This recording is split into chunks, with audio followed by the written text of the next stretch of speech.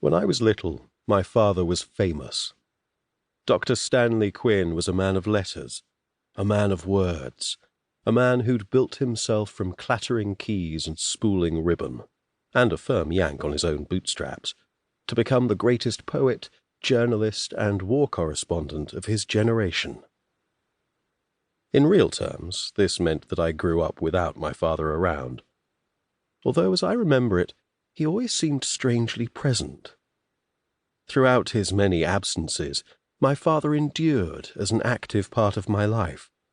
His picture in the press, his thoughts in broadsheet black ink that rubbed off on my fingers, his disembodied voice from inside our kitchen radio. To a child of perhaps 3 or 4, it seemed as if my father only ever left home by degrees. His name, his voice, his picture were always there for me, always around to watch over us. Even now, almost 30 years later, my father returns, although far less frequently.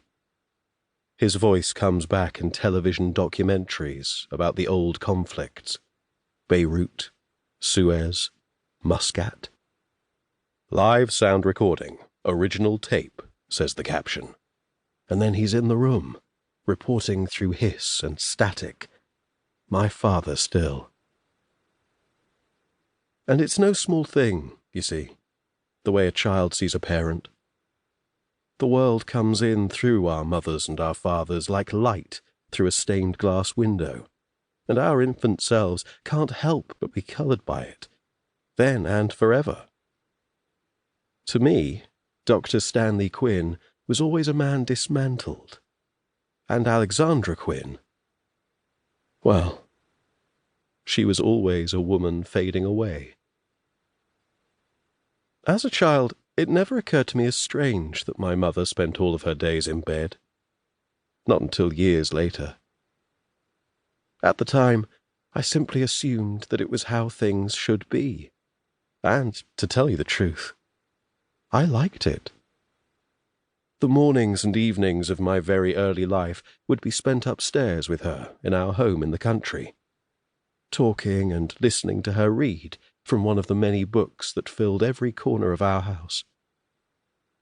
My mother was a beautiful woman, pale and delicate, with the kind of hair that lights up like a halo in the sun.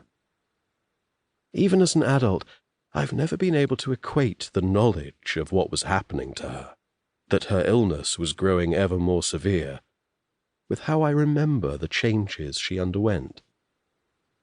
She simply became softer, paler, lighter, more other somehow, more somewhere else.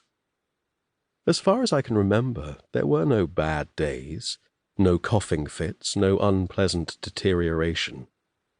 Simply the impression of her becoming less of one thing and more of another. She spoke quietly and read to me every day in that gentle voice. We soon exhausted all the children's books we had in the house and moved on to the heaped shelves of my parents' collection. Before long, I was a child of Greek tragedies, Darwinian struggles, and of bright, burning tigers. She read aloud the words of great thinkers, writers, and artists from all across history. And as she did, she read them into me.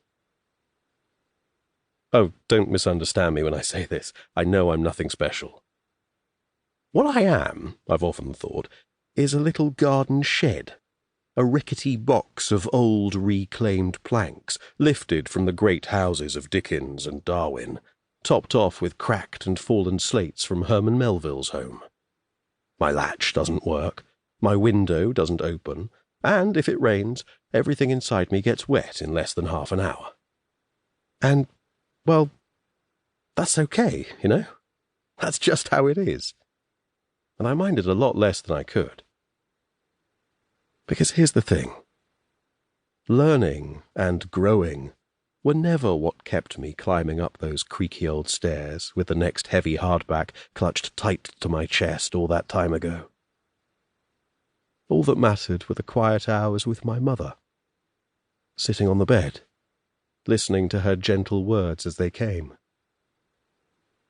It was only years later that I understood how the stories that she read had become a part of me, worked into my skin and my blood by the quality of her voice, and the uncomplicated love that illuminated and defined those times.